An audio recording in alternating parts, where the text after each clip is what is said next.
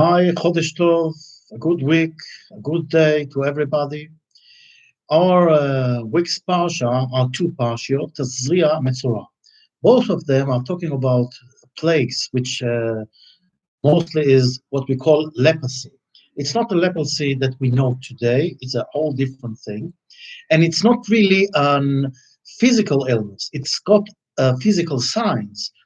It's got certain, the hair turns color and the skin's got turning color, and the same as like on the houses and on the clothes. This is really a spiritual illness that takes out what we've got inside. And this is, by the way, why the hair is changing the color, because the hair connects the inside of our body with the outside. We see it from the outside, but it's got in what is getting inside the body. Sometimes we do things we don't even know that we are wrong. So God is trying to show us with certain signals and signs, and one of those things is leprosy. And there is so much written about leprosy that we really want to understand what it's all about. Because today, as we all know, we haven't got it. So what's the idea? The idea is, by the way, when we don't have to look far, we had a whole year the corona.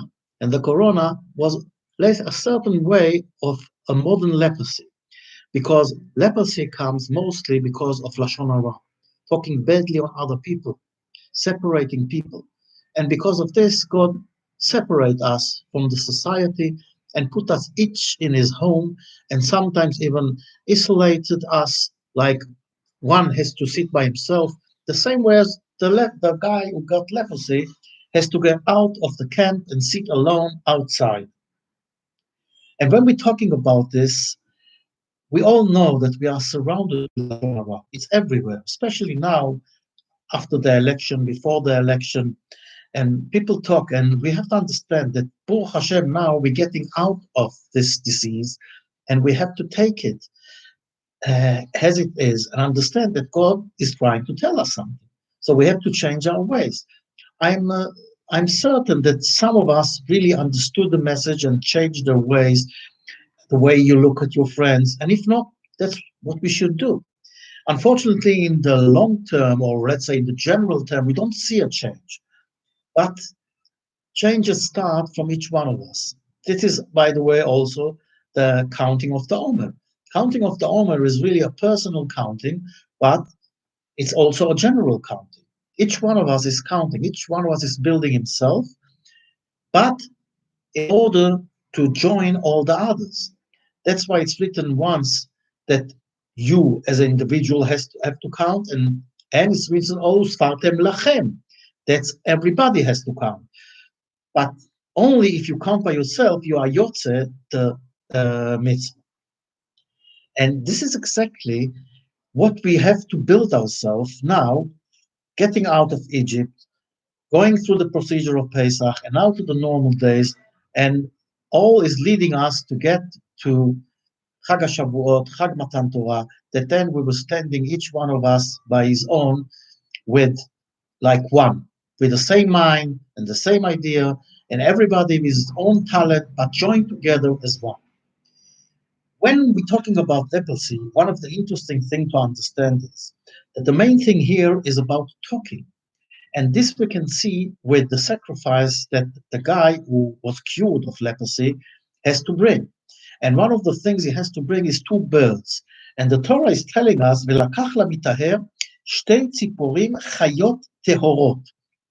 He has to take two birds. They have to be pure and live and alive. This is very strange. What do you mean alive? Who is going to bring a dead sacrifice, a dead bird? Where is it written that you have to bring a sacrifice, that it has to be live for a cow, of an ox, or whatever you bring, or a lamb you bring as a sacrifice? Is it written that it has to be par chai? No. Nowhere it's written that you have to bring it alive, because it's obvious that you have to bring it alive. Otherwise, it's a trade. So why is the Torah here telling us that you have to bring two live birds? Why birds? Why two? And if you're already bringing two, why then eventually we see that one is released and only one is sacrificed? What is this whole idea? If you want to sacrifice one, tell the guy to bring one bird, not two. And here exactly is the basic of all this leprosy. As we said, it's all in the power of speech.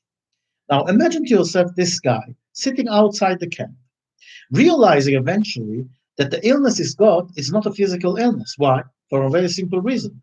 Outside there, he is not allowed to wash, he's not allowed to cut his hair, and sitting there, eventually you stink, you're dirty, and normally with skin disease, you have to be very clean. By the way, one of the basic things about corona and not spreading is was keeping clean all the time, cleaning your hands all the time, cleaning all the time, all the surface and everything. And here this guy is sitting outside, dirty, and he thinks to himself, why am I here? And he starts to think, wow, why I did so bad things. I talked badly about this guy and the other guy and this woman, other woman, and I separated people and I really, and suddenly he sees, well, the disease is getting less. He sees what the leprosy that is got on his skin is getting less and less. Then he realizes it's not a physical thing, it's a spiritual thing. So now, after he is doing tshuva and all the leprosy is gone, he comes back to the camp. And when he comes back to the camp, what is he going to do now? So, as we say, Shomer Pibul Shono, Shomer Mitzvot Nosho, he is going to keep his mouth and not talking. But 1 minute, what is human being all about? Human being is all about talking. Yes. As we say in Bereshit, when God created man, it's written, "Vayipach be'apav nishmat chayim, vayi adam lenefesh chaya." Onkelos explained, what does it mean that he put in the soul of life? "Unefach be'apo nishmat al-chai v'avid ba'adam leruach," and thus the soul, the living soul is really the power of speech. In other words, you have to speak.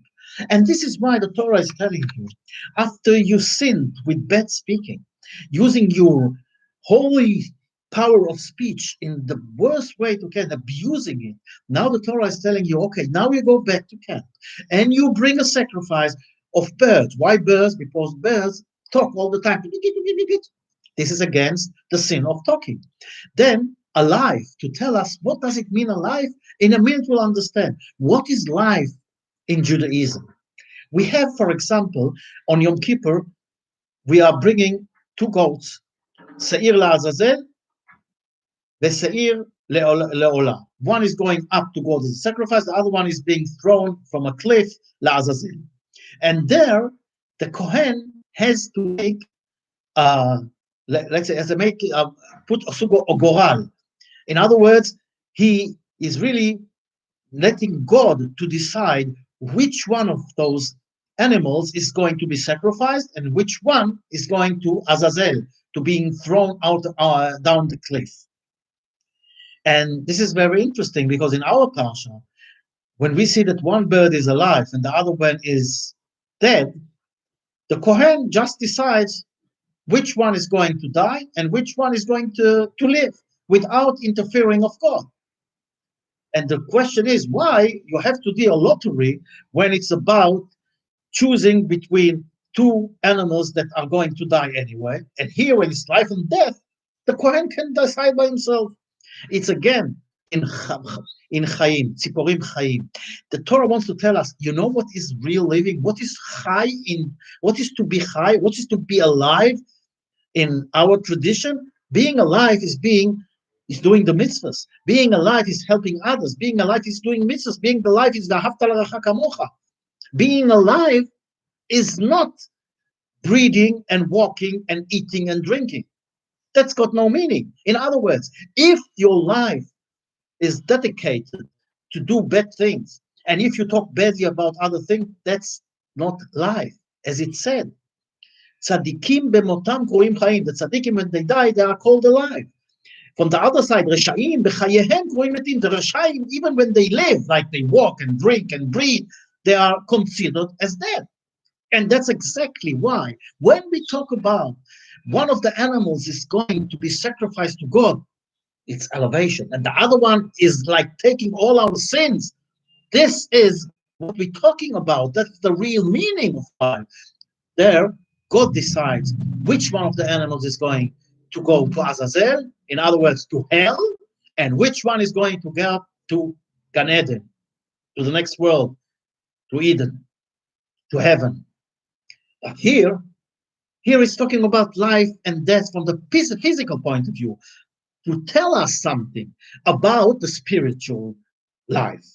This is why one of the birds is being sacrificed, and that's the symbol of talking badly. God tells you, you should stop talking badly about one people. On the other side, God doesn't want you to stop talking. God wants you to speak, but only good.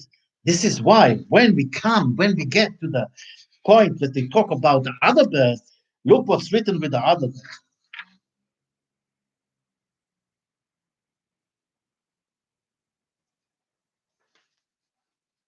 1 minute.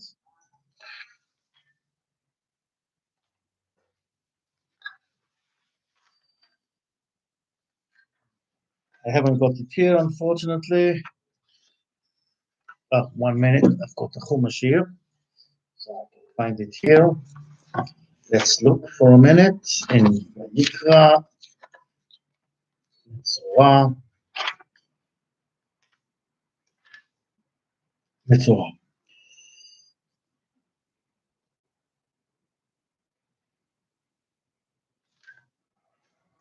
By the way, this same sacrifice is being brought when I look here also when the leprosy is on the house itself, on the walls.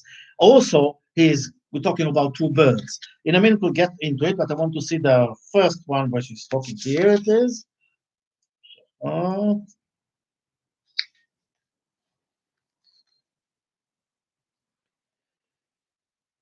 ואת הציפור החיה, sorry, את הציפור החיה ייקח אותה, is going to take the living bird and take her, and with a piece of wood from the areas that he brought, and the shni, the tolat, the paizot, and he dips them in the blood.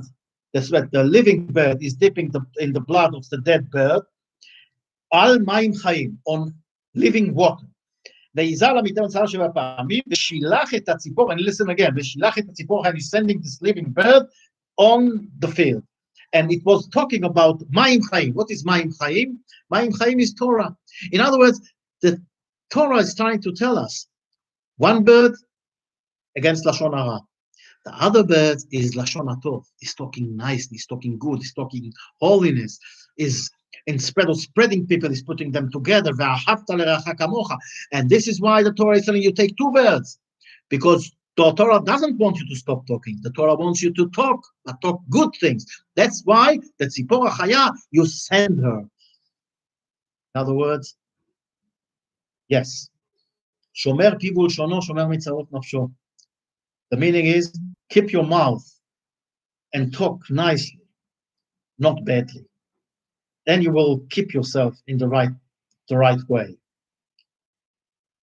Talking about the influence of talking not nicely, I can never forget. Years ago, I was starting hearing lectures from a very famous rabbi, and I really liked them, and I was using them in my Dvar Torah all the time. And then I met a guy that used to daven and was a gabbai in the shul of this rabbi. I'm not going to say any names. And he told me a few not such nice things about this rabbi. I didn't believe him, because from what I heard and what I saw and from his words, he was a great guy. But it took me years to forget what he said. In other words, when I now listen to this rabbi, I was thinking a little less on him than before. And this is knowing that what this guy said, it's not true, but still, it got stuck here. And that's the dangerous of talking not nicely about people. And even if it's true, you don't talk you don't talk bad things about people, even if they're true. Only in certain places where you're allowed to do. And by the way, Chafetz Chaim, who wrote all those books about Lashon Hara, people think he wasn't talking the whole time. Nonsense. He was talking all the time, but he was talking nice things. Torah he was talking, Maim Chaim, not other things, not talking badly on people. And that's exactly what we have to understand and realize. All those plagues, negaim, they call negaim. Negaim is if you nogea b'mishu, you touch somebody. In other words, God is touching us. So one of the big question is, okay, we see all this description of this leprosy, and really we haven't got this exactly today. Okay, we said there is different leprosy today. There's different way that God is touching us, like with the corona, as we said. He was touching us and telling us exactly what the tzara tells us. He told us he separated us, he put families apart, and then now when we're coming again to be together, we should learn to do it. Because one of the interesting thing in our parsha is also when we look about this guy who had leprosy, when he comes back to the camp, it's written there, Shivat Yamim Yeshev Michutz Lemkom Moshavot. Let me see if again, I don't want to say it wrongly. I want to say it in the right way. Where did I put the chumash? Oh, here did I put it? 1 minute. Metzorah. So let's see what's happening with the Metzorah after he is being cured.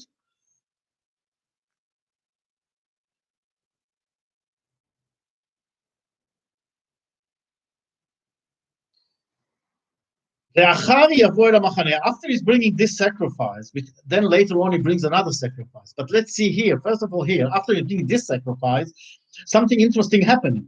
He washes his clothes and is shaving all his hair and is washing himself with water and he's pure like he's going to mikveh.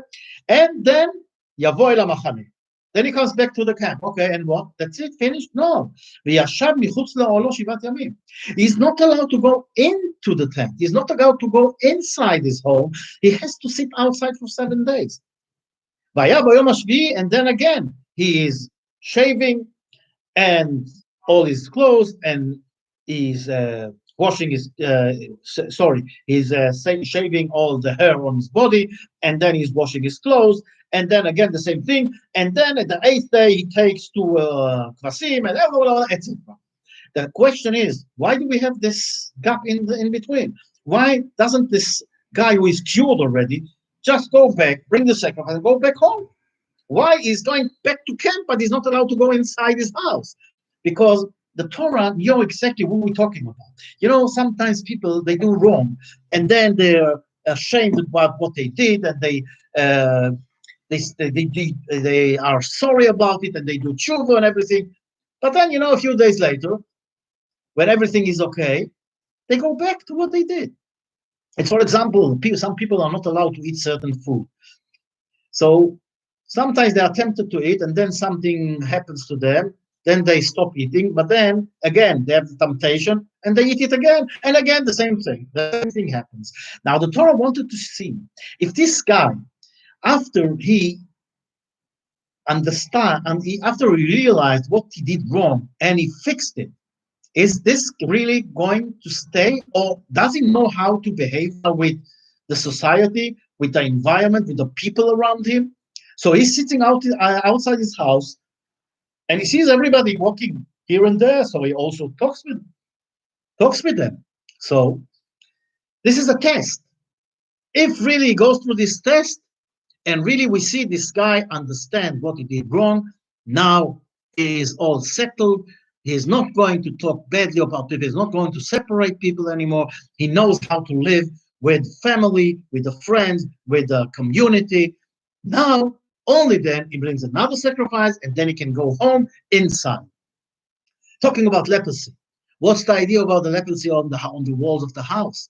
This is also against this guy who thinks only about himself. Stingy. He knows what is mine, what I don't want to know from any other. So people sometimes come to this guy and ask him for something, for help. For example, have you got a hammer? He says, no, I haven't got. Have you got a glass? I need a few glasses for my guest. I've got guests. I haven't got enough glasses. Can you spare a few glasses for me? And I give it to you back to the next day. And so on. Have you got sugar, milk? As we go to neighbors, sometimes we ask them the things. And this guy, everything you ask him, he hasn't got. So you think, oh, man, he's scared. He's a poor guy. He hasn't got anything. Then it gets to the level that God says enough. So God brings leprosy on his walls. And eventually, God, the Torah says that God has mercy. And he says, you know what? I don't want that the house is going out to be destroyed and burned with all your stuff inside. So before the Kohen decides and declares that this house is, let's say, with leprosy, it's a house with leprosy, you are allowed to take all your things out, put them outside, and then the Kohen will go in and will decide is it leprosy or not. And if it is, then it's going to letamed about the house, and then the house is going to be knocked down and burned, etc., etc. So God has got on this guy like he has a pity on him that he won't lose all the money that he's got in his house, all the tools it's got, all the things it's got, the food, whatever. So this guy has to take everything out. That's one side. Suddenly, all the neighbors see a hammer. The guy asked how he's got 10 hammers. A screwdriver that the other guy asked a few days before, he's got 50. Milk, who's got, and everything, glasses and things. And suddenly you see that this guy is not poor. He's not somebody who hasn't got anything. He's got plenty, but he's stingy. He thinks only about himself. So God is showing everybody. So this guy now is ashamed. Maybe this will teach him a lesson. Did we learn the lesson from this year? Did we? And if not, we should learn the lesson. We should understand and realize God just didn't take us out to daven in the streets. God didn't take us just like this and separate families. We got, if you remember, this Seder night, Hashem, we were sitting with our families. Last Seder night before, we were sitting alone. What is this all about? But look how it looks like leprosy. Same thing when we talk about like in business. I know, you know what shaming is? People talking bad, you know, somebody bought from you something and then he's not satisfied. Well, I'm going to do shaming, I'm going to write here and there. And today it's very easy. Do people realize what to do to the business when they talk badly about it? And all those other things. You open the papers, you listen to the radio, television, everything only talking bad about people. That's the reason of leprosy. One of the big questions is, they see in our Parsha that when the leprosy is covering all his body is white from leprosy, he is pure. So everybody says, what do you mean? The guy's got a skin illness, and when this skin illness is all over his body, is cured? On the contrary, it's the worst situation that can be. So what's this whole idea? This whole idea is exactly why we haven't got leprosy as we used to have. Because if we have to put outside the camp all those who talk badly, all those who talk rachil, all those who talk lashon hara outside the camp, they won't sit alone there. I think maybe those who stay in the camp will sit alone, unfortunately. So, as we said, this is not a physical illness. This is not God punishing us. This is God teaching us. Now, if there is a reason, or if there is, let's say, going to be a result, people are going to learn from this situation, unbelievable. So if they sit alone, like with the corona, when people sit alone, they realize something is wrong. They realize the virus is spreading all over and they have to be careful. The virus of lashon hara is spreading all over. But unfortunately, in the normal leprosy, the traditional leprosy, is not going to help, because if the idea was going to be to put outside the camp all those with leprosy because of lashon hara, everybody, or let's see, a lot are going to sit there and they're not going to be alone. So what's going to prevent them from go on talking badly? If they all together, they're not alone to think about what they did wrong. So that's the reason. If there is no effect, everybody is with leprosy, so the skin is all covered. Tahoru is pure. That's one point. The other way of looking at it is sometimes people don't realize that something is wrong. So see, okay, here I've got this little problem with the skin here, but when it covers all his body, then you realize, wow, I've got a problem. Now when you realize it's got a problem, you don't need the leprosy anymore. Tahoru, he learned the lesson. And another beautiful explanation that will end our shiur for today. That's beautiful explanation says that when the level of leprosy is going to be so bad that's a sign that the next thing is that the Geulah is going to come. In other words, let's like hope really that what's happening now is going to lead us to the Geulah. But as we said, taking all the things we talked about, we realize how bad Lashon Hara is. And the influence is unbelievable. Even if you don't believe it, it affects you. And you also, if you talk sometimes, even if you say something that is 100% right, still, in most of the cases, you're not allowed to talk about it. I will remind you another story of I had a cousin. He had a lot of restaurants here in Israel. And it was in the Gulf War where all those restaurants were shut down. And if you have one restaurant, okay, it's a problem, but not okay. But if you have 50 restaurants and all those restaurants are shut down, what's happening to the food? What's happening to everything there? And you still have to pay all the taxes and or whatever.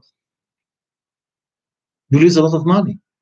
And then some guy wrote in the paper that my cousin owns him, let's say, 3,000 shekel in the value of today. What is 3,000 shekel?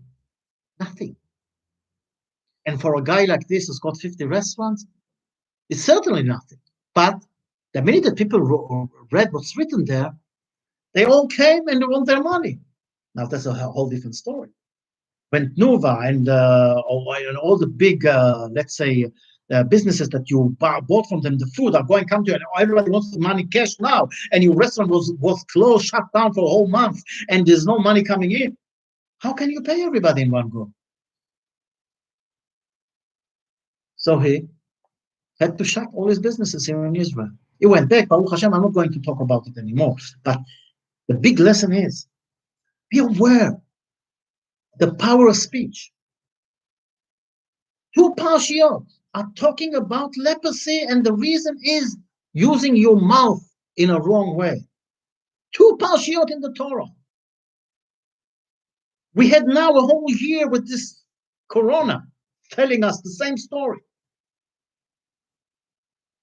So let us put those things inside and understand and realize God wants us to improve ourselves. Let's look at the good in other people.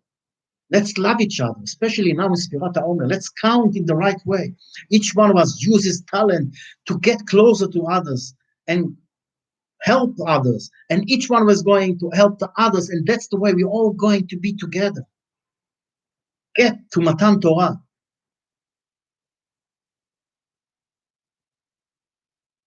Bezrat Hashem. We learn. I hope that we learn our lesson and try to improve ourselves. I'm not saying, okay, we see sometimes it looks like nothing is changed, but definitely there are changes. And it's on us to do those small changes, each one of us, in order to each one of us put his share in this together thing, and then we'll have this big, beautiful thing of Ish Echad Belev Echad. All the best.